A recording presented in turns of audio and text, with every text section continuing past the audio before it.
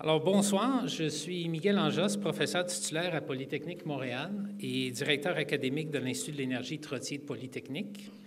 Il me fait très grand plaisir de vous souhaiter la bienvenue parmi nous ce soir pour un événement dédié au dévoilement du rapport du Projet Trottier pour l'avenir énergétique, ou en anglais, Trottier Energy Futures Project.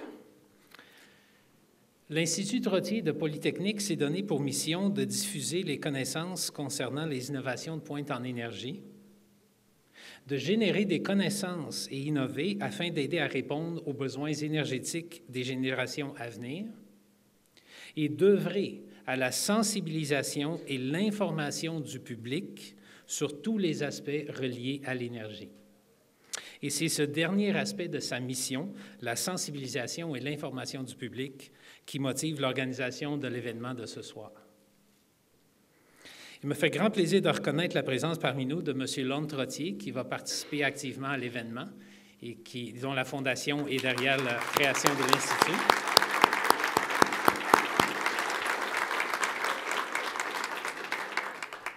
Également de son épouse, Mme Louise Roussel-Trottier, et d'autres membres de sa famille qui se joignent à nous ce soir.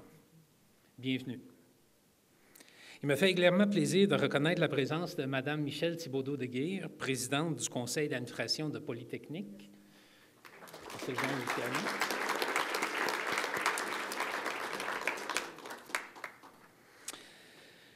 Le projet Trottier pour l'avenir énergétique est une étude quantitative identifiant les voies prometteuses pour la réalisation d'importantes réductions d'émissions des gaz à effet de serre au Canada. Le but de ce travail est d'identifier les voies qui conduiraient à des réductions d'émissions de gaz à effet de serre d'ici 2050 de 80 % par rapport au niveau de 90. Alors, pour ceux qui se souviennent des objectifs de Kyoto, c'est de ça qu'on parle. Made possible through the generous financial support of the Trottier Family Foundation, this project was jointly sponsored by the Canadian Academy of Engineering and the David Suzuki Foundation. And I also welcome all the members of these organizations that join us today. Canada's abundance of renewable sources of energy places it in a unique position. However, a future with lower greenhouse gas emissions will not come about without considerable effort and investment from all facets of Canadian society. The Trottier Futures Project, Energy Futures Project, or TEFP for short, carried out a rigorous and comprehensive analysis of Canada's energy system, and it is our great pleasure to tell you tonight about its findings, and in particular, to identify areas where timely action brings the promise of significantly reduced greenhouse gas emissions in Canada. For the sake of the environment, we have not printed copies of the report for everyone, although there are some around if you really wish to take one. But certainly you can download it online. We have lots of these pamphlets at the back with a URL where you can download the PDF of an executive summary and a summary of the report. The full report is forthcoming very shortly. So again, same URL to find the report. Nous avons un nombre limité de copies imprimées ce soir, mais à l'arrière, il y a des pamphlets avec le site web où vous pouvez télécharger le rapport exécutif, le sommaire du rapport et puis le rapport au complet lorsqu'il sera disponible. Alors, voici le déroulement de la soirée. Nous commencerons avec la présentation du projet et de ses résultats.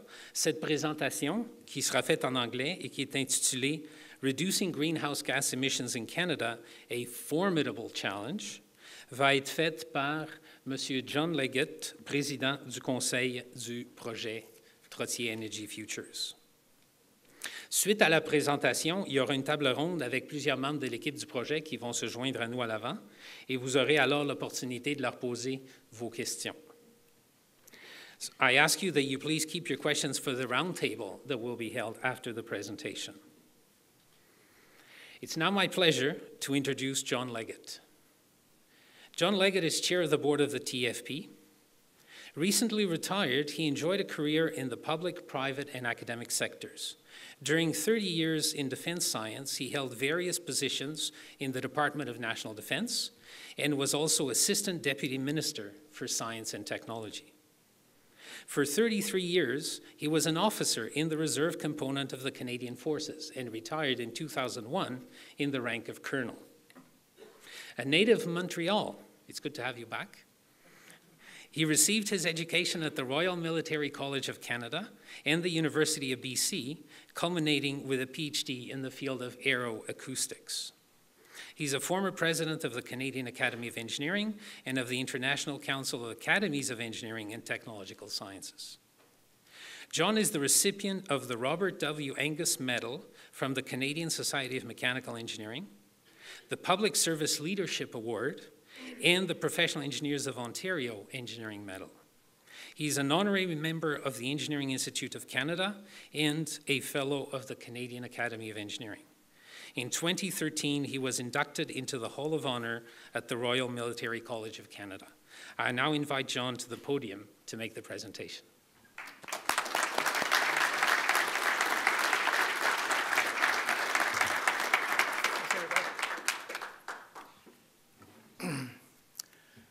Ladies and gentlemen, it's a pleasure to have the opportunity to, a little bit far away. Being an acoustician, I think I'm just a little bit too close to the microphone. Pleasure to have the opportunity to talk to you this evening about the Trottier Project, as we call it. I'm the chairman of the board, as Miguel mentioned, but I'm certainly not the person who did most of the work, and you'll have the opportunity to meet them later in the evening. But I'd like to say that without them, without a good project team, we wouldn't be here today. And also, without the support of Lorne Trottier, we would not have this, this report. When I talk about Lorne's support, and thank you very much for that, it's not only the financial support that he provided, but the participation, his close participation in the project from start to finish, and his suggestions, guidance, direction, and deep interest in the project throughout. So thank you very much, Lorne. I certainly appreciate your participation in the project. So this study began in earnest about 2 years ago. And as Miguel mentioned, it was to identify pathways to reduce greenhouse gas emissions by 80% relative to the 1990 levels. And as a secondary objective, to see whether one could actually reach zero emissions by 2100 in both combustion and non-combustion emissions, and we'll talk a little bit about those later. The targets are in line with the international consensus on the magnitude of reductions required in greenhouse gases. The European Union, for example, has set its long-term GHG reduction goal to 80 to 95% below the 1990 level by 2050.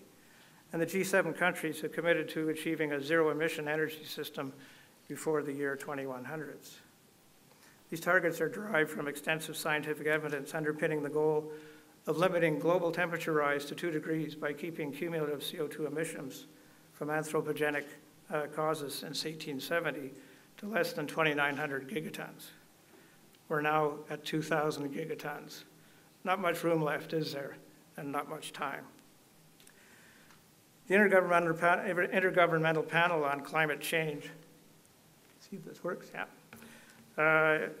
in their 2014 synthesis reports, stated that substantial greenhouse gas emission reductions over the next few decades can reduce climate risks in the 21st century and beyond, and increase prospects of effective adaptation, reduction of costs, and in the reduction of cost in the longer term, and contribute to climate-resilient pathways for sustainable development. This report suggests that there are multiple transformational pathways to attaining the goal of significantly reducing greenhouse gases and their emissions. So the question is, what are these pathways? Do they exist for Canada, and which ones are the best? Canada has a complex energy system with major differences among the jurisdictions. We have 10 provinces and 11 territories. The 80% reduction is done when the GDP in the country is doubling between now and 2050. The population and GDP per capita are both projected to increase by 50% over that period. So as we'll see in the presentation, it's not going to be easy. The study was undertaken as a partnership between the David Suzuki Foundation and the Canadian Academy of Engineering, with the Trottier Family Foundation being the sponsor and providing the funding for the work. Some would say this was not a natural fit, DSF and CAE, but it is work because both organizations are committed to contributing to a better understanding of how Canada can significantly reduce its greenhouse gas emissions. The work would not have been possible without the support of the Trottier Family Foundation and the commitment of Lorne Trottier throughout. So what we see today are the results of a rigorous and comprehensive engineering analysis using the best available data and contributions from a variety of experts. It's important to say at this stage of the game that we are not proposing solutions. The numbers you will see are indicative. They're projections. They're based on a variety of scenarios. So this is a very important point to keep in mind during the presentation. We are looking to identify pathways and enablers to achieve deep greenhouse gas reductions and to suggest implications for policies and strategies. Finally, the study is a collaborative effort by the three organizations. We may have differing opinions about the pathways outlined, but we are in strong agreement that these results need to stimulate an informed discussion about how we meet internationally defined greenhouse gas reduction targets. We need to have these conversations as quickly as possible in order to create the future that we desire.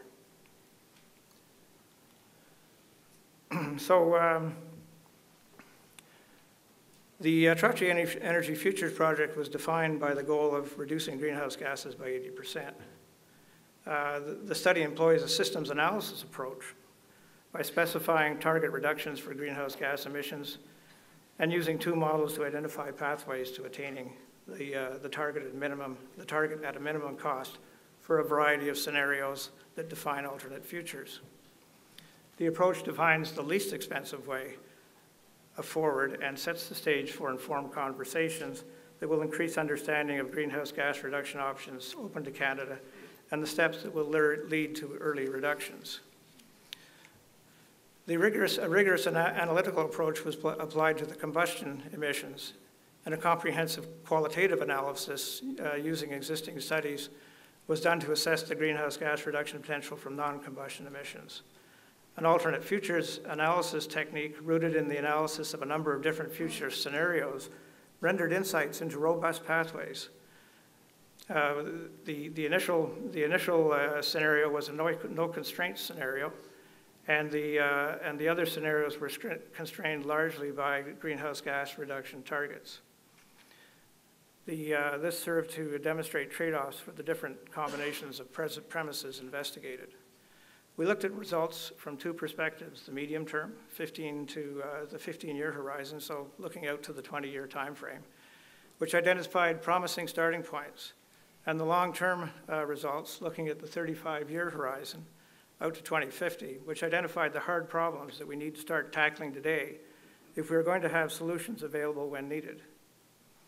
The evidence-based approach to the analysis was based on 14 background papers, oversight by an expert review panel of 4 people, 2 proven modeling methods, and validation against historical data and validation of the models against one another, and followed by critical examination of the results for credibility. So in short, this is what we were looking at: a target of 118 megatons. The 1990 actual is 591. And the 210 actual is 692. As I mentioned earlier, that the 80% reduction is applied to the 591, and this brings us to 118. So the approach to the analysis was basically, it's a demand-driven exercise. The principal drivers are population and GDP growth, and the associated growth in energy demand in the country. At the core was to derive minimum present worth options for all of Canada for satisfying the requirements for the period 2011 to 2050 of meeting growing demands over time for a country with an expanding population and a growing economy. The approach was multi-jurisdictional, multi-sector, and including a comprehensive range of technological policy and social options. The two models were used in combination as well as independently for the project, and they provided different insights into the behavior of Canada's large and complex energy system. The NATEM model performed the bulk of the computational analysis for the scenarios, while the CAN-S model, which is a simulation model, provided economic and socioeconomic projections for Canada and supported energy systems definitions, validated parameters to be used and performed. Greenhouse gas reduction examined over specific time periods so as to gain insights into how pathways developed and which ones were consistently showed us as being the most feasible and the most cost-effective. There was extensive background testing and verification to ensure that the results from the project were consistent and credible. So in summary, it can be appreciated that the two models were used both together and independently for the project. For detailed scenario results, the NATEM model was clearly the workhorse. The CAN-S model also provided very valuable support for defining appropriate systems definitions, for confirming parameters to be used, for furthering understanding of results, and for extensive background testing and verification to ensure the results from the project were both accurate and credible. So in this slide, we see some of the 11 scenarios that were developed, and I'm going to point to a few just to explain how this works. So we're using a quad chart that shows technology change on the vertical axis and behavioral change on the horizontal axis, and we're trying we tried to position our scenarios so that they covered some of the more ambitious parts of this quad chart. Scenario 1 was the reference scenario, which basically said if we carried on today without any policy or policy changes, what would the world look like? Then we moved to scenario 3. The major change between scenario 1 and scenario 3 was the addition of some technology, but on the behavioral social change was the allowing for interjurisdictional sharing of electricity, exchange and sharing of electricity, so the exchange of sharing of electricity between provinces.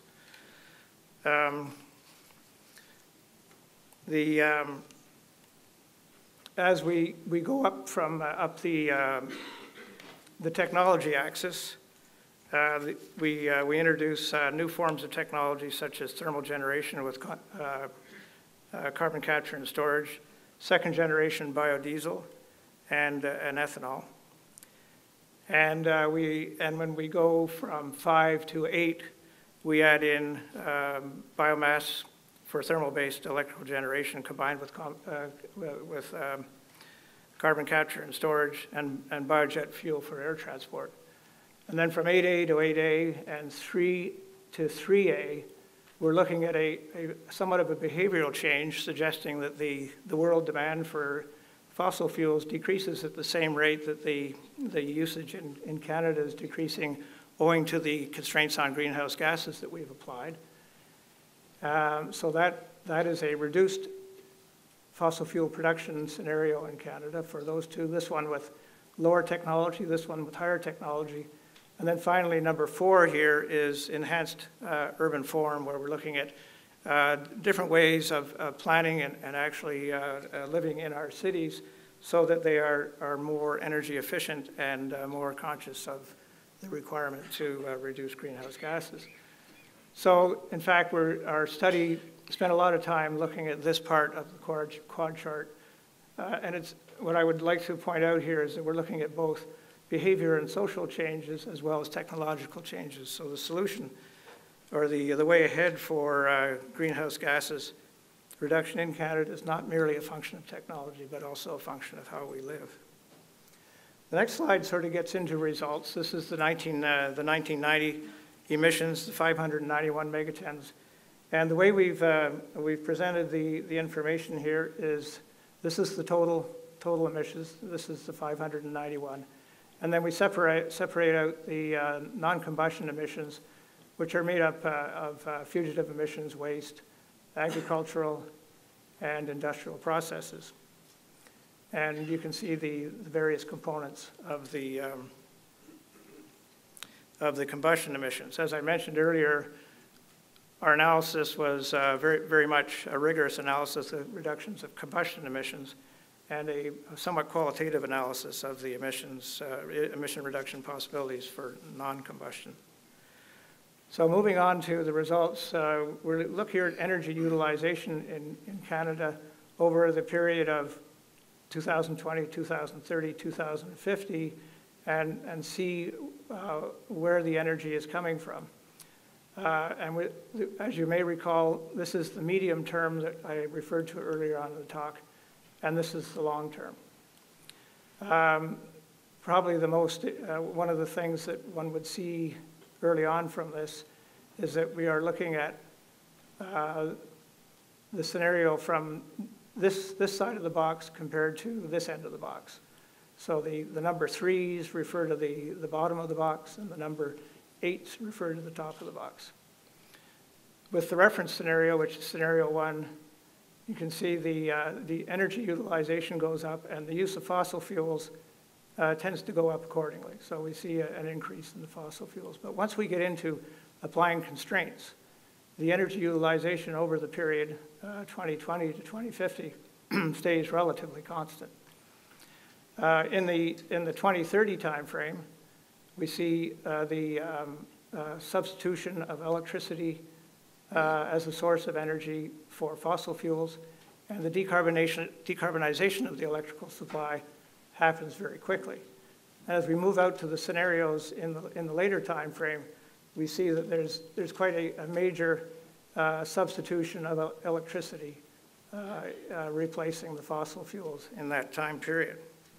So in the medium term, the growth of the electricity supply is helped considerably by the elimination of the interjurisdictional barriers, the transfer of electricity across provincial and territorial borders, and access to storage capacity in hydro dams needs to be unfettered for this to take place.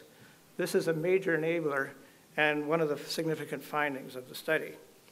In the longer term, energy consumption from 2011 to 2050 is just about flat, owing to efficiency and conservation improvements. Efficiency gains are most prominent in the electrical sector, driven primarily by the adoption of electric motors in passenger and light commercial vehicles, which leads to quite an improved efficiency. Fuel switching, efficiency improvements, and conservation lead to progressive improvements in the 5 end-use sectors studied. These would be residential, commercial, transportation, industrial, and agricultural. Now, in this next slide, this is the scenario 1, the reference scenario, which leads us to 1,109 megatons in 2050. And I want to compare that to one of our most aggressive scenarios, which was the scenario with all of the technological capability, all of the social changes built in, and leading to 394 megatons. So when we look at the two, I think the first thing that's obvious, that comes obvious, is that the non-combustion emissions become quite dominant. There's substantial reductions in the electrical generation sector. The electricity supply is almost decarbonized. And the transportation sector, even though it's reduced significantly, is still a major contributor to the greenhouse gases.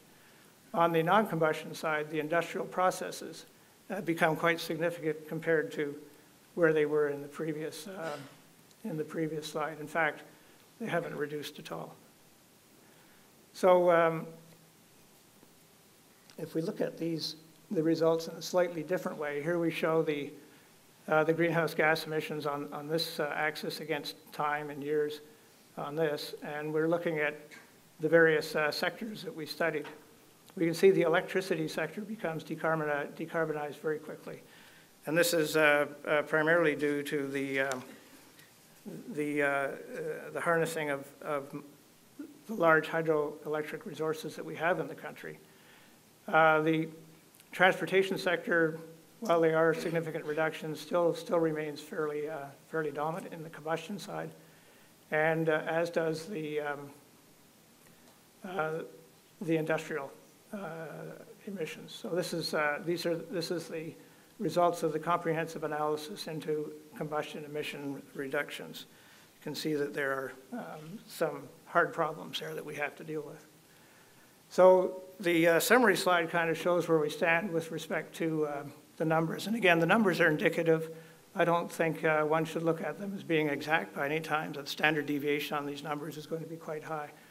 But the fact that when we look at the no change, 1,109 megatons, the 60%, we get to 394, and if we go to the 70% limitation on greenhouse gas emissions, we get to 351. A couple of things to say here is that the non-combustion emissions are fairly significant compared to the combustion emissions. And we haven't included in this 351 the carbon credits that we might get from better use of our forests. That would be about 40 megatons, would bring that down closer to 300. But it's still a ways from 118. So I think we can conclude from this that, given the parameters that we studied in this particular exercise, that getting to 118 is going to be very difficult.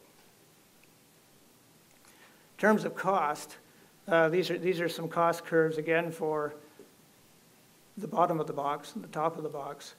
And it's instructive, really, to look at the 2030 time frame. I think when we get out to 2050, the cost curves become fairly divergent and probably not too meaningful. But in the 2030 time frame, we're really looking at costs between $200 and $400 per ton of carbon. That doesn't necessarily equate to what a carbon tax should be, but it does equate to what the cost per ton of CO2 reduction is likely to be. It's in the hundreds of dollars as opposed to into the tens of dollars.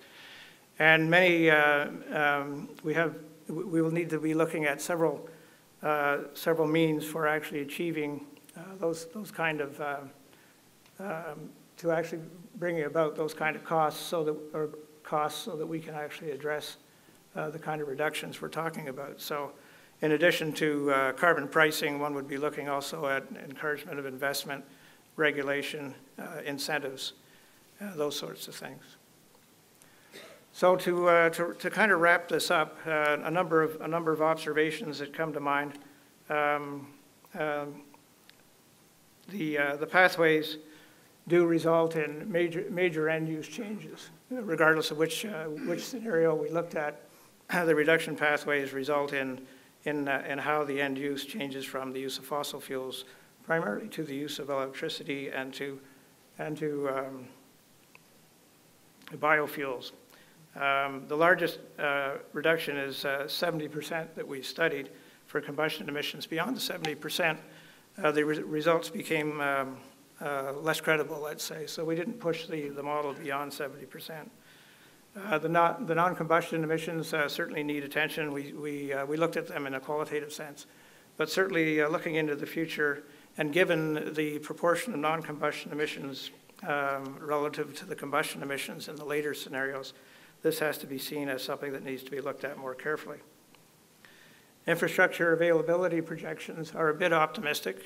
Our assumption was that infrastructure would be there when required, taking into account the normal times to produce that infrastructure. But we did not build in any time required for decision-making or approvals.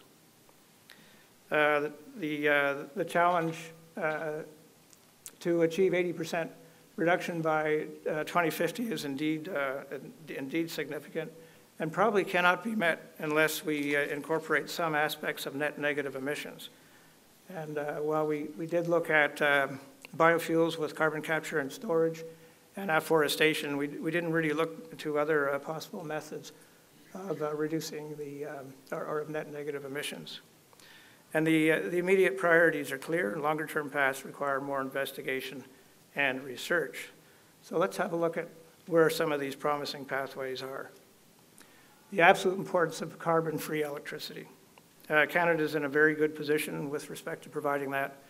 We have an abundance of hydro, we have lots of wind, and we have a mature nuclear technology industry. The best sources of electricity are hydro, nuclear, and wind. And the absolute mix of those depended on the scenario. And in the future will depend on more than just technological and social parameters. There'll be political parameters and parameters associated with geography as well. The interjurisdictional transfers of electricity and access to storage I say important on the slide, but I would say essential. We are just not going to be able to reach the targets that we propose unless there are significant changes as to how provinces view the exchange of electricity and how they access clean energy. Considerable infrastructure investment is needed quickly, and considerable is a lot. It's a lot. We need to be looking at a tripling of the electrical supply and the transmission facilities that go along with that. And the reduced dependency on fossil fuels also means lifestyle changes. And I don't think Canadians are really dialed into lifestyle changes at this stage. And those sorts of messages have to start getting out there. And there's some hard problems. And I mentioned earlier, hard problems need to be addressed today because the solutions to those hard problems won't be available 35 years from now unless we get going on it. Heavy road and rail transportation is a problem. The electrification of transportation works well for passenger and light commercial vehicles, but when we get into heavy road transport and rail transportation, the only possibility is biofuels, and the feedstock and availability of biofuels becomes restricted once one gets out into the later stages of the study. Process changes are probably due for the oil and natural gas sector. We looked at electrification of the extraction of fossil fuels. That turned out to be very expensive. Fossil fuels are still going to be needed for several aspects of the Canadian economic development. And we really do need to look at ways of extracting our oil and natural gas in ways which produce less greenhouse gases. Changing urban form and behavior. How will that be done in a North American context? We tend to be a society that is many to one. We live in the suburbs, we go downtown. We live in a community, we go to the shopping center. We don't tend to walk around the corner to buy well, in Quebec you can turn around the corner to buy your beer, but to buy your groceries, you don't usually go around the corner. So how do we change that in a North American context to make it more of a many-to-many as opposed to a many-to-one? Non-combustion emissions are a problem, as I mentioned. Net negative emissions need to be looked at. I don't think we can get to 80% unless we're looking at ways of extracting CO2 from the atmosphere. Certainly, if we had a way of doing that, it would make getting to 80% a lot easier. And certainly when one looks to the year 2100 and zero emissions, if we don't have net negative emissions, it will be hard to see how we could do that. And finally, we need a very fast and large build of infrastructure. If we're going to triple our electricity supply and if we're going to have this electricity supplied to where the demand is, we're going to be having to do quite a lot in the way of infrastructure. Immediate priorities, energy conservation, energy efficiency, going back to that bar chart, keep the energy demand under control. Electrification of the end uses, particularly residential, commercial, and light transportation. Decarbonizing the electricity supply by using sources, using our hydro, our wind, our nuclear. And major growth changes to the electricity supply system, the tripling of that system.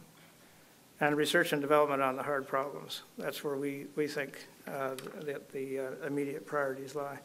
But there are opportunities in this as well. Low cost and carbon-free electricity could provide a significant competitive advantage for Canada, promoting industrial production and export. We can look at export of dependable capacity and electricity to the United States. The United States does not have the hydro resources that we have. They would probably be more reliant on intermittent renewables and would very much appreciate the storage capacity that exists here in Canada. Expansion of the forest and agricultural sectors so as to provide biomass and biofuels. Carbon retention and wood products, more utilization of wood as a structural material. As I said earlier, reduced emissions from the petroleum sector, and environmental and societal equilibrium that we could look forward to, where we could live and do the things we want without concern over the fact that we would be doing long-term changes to our atmosphere, which could have unfortunate environmental consequences. So in wrapping this up, there are some lasting contributions from this study which we feel are important.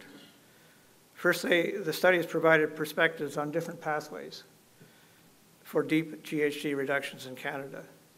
It's demonstrated the scale and the complexity of the challenge. This is by no means an easy or a straightforward challenge or objective that we're facing in the future. We've talked about where to start, where some of the promising areas where we could get, if we did things and got going now, we'd be on the right path to reducing our greenhouse gases by a significant amount. We've highlighted the hard problems, things that we need to get going on now from the point of research and development so that solutions are available when they're needed. And it's identified opportunities for immediate actions. And finally, it showed the merits of an analytical approach and the need for sustaining and growing these capabilities in Canada so that, while we've kind of touched the tip of the iceberg on this, there's a lot more study to be done, a lot more in-depth analysis, a lot more options to be considered in terms of what the future might hold. And we need to have the tools and the smart people to be able to work with those tools so as to provide the guidance to policies and strategies that will make our country a cleaner and more livable country in the future. So thank you very much for your attention. I've tried to keep this to 20 minutes, and I think I've failed again. But we will have time for lots of questions and discussion afterwards, and I look forward to that. Thank you.